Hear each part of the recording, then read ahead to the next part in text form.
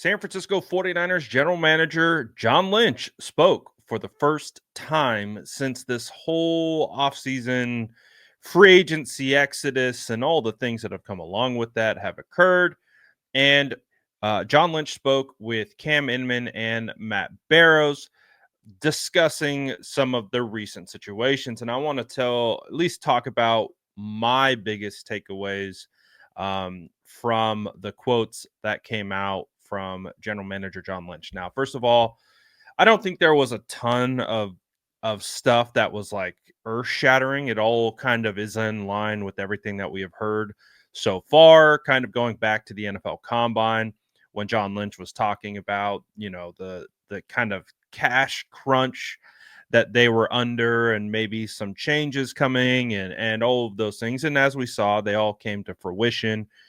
We heard about how they were trying to keep Dre Greenlaw even after he signed with the Denver Broncos, and he still went. And that this was something that aligns with some of the sources that I was hearing, that Dre had already told his teammates that he was going to be leaving in free agency and things like that. So it just felt like Dre was on his way out. Other players were on their way out. And, a lot of what John Lynch was talking about was kind of in relation to that. The quote that stood out to me the most says, "The bottom line is you're always looking at years out."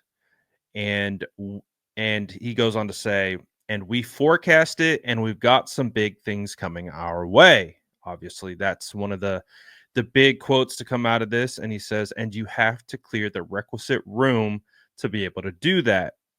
And you don't want to get to a point where you have to do things to keep your roster afloat. You want to have that flexibility."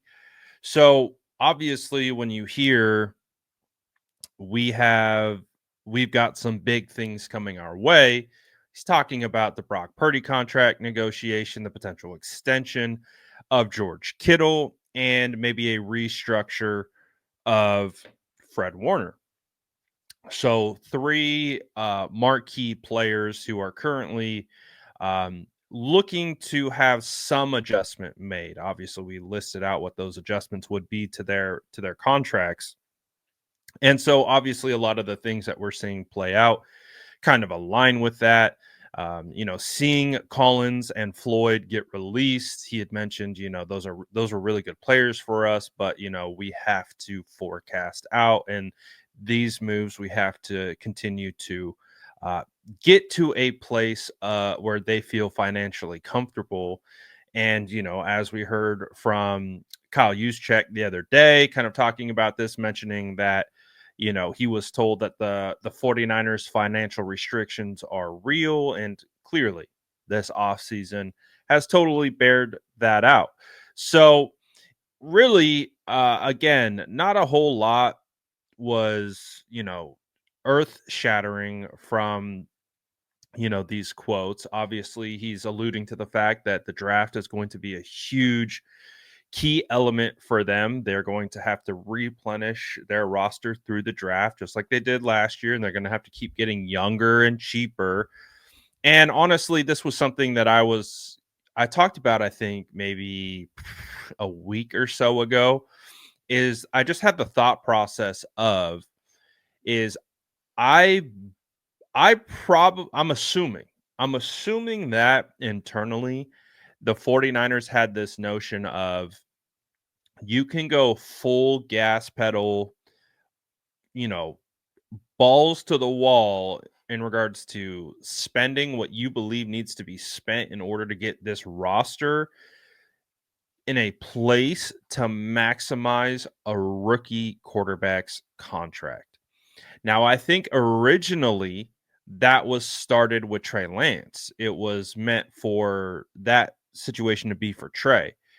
Build around Trey, take advantage of his rookie contract, and pay all these guys and just build this roster, this super team around Trey. Ultimately, Trey gets hurt, and it's Brock Purdy who kind of shifts into that mode. So it actually worked still, because the 49ers were still able to pay everyone, bring in pieces, because Brock Purdy was on a rookie deal. Well, obviously, that is going to change soon as we expect. Everything that John Lynch still talks about with Brock is that they still are looking to get something done.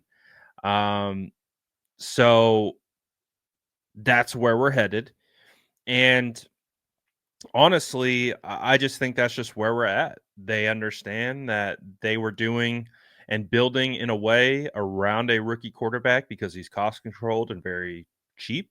And now that is shifted, and they have to kind of retool the kind of roster construction standpoint, right? They have to get younger, get cheaper so that they can build around key pieces, kind of like we have seen other teams have to adapt to big time contracts and things of that nature. So that was my biggest takeaway from the John Lynch conversation with Matt and Cam.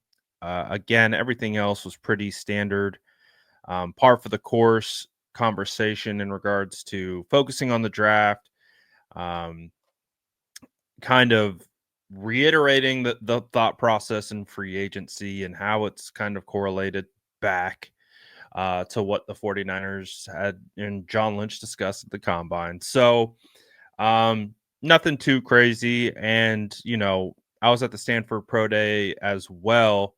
I was actually on the field when that was happening. I actually saw it happen.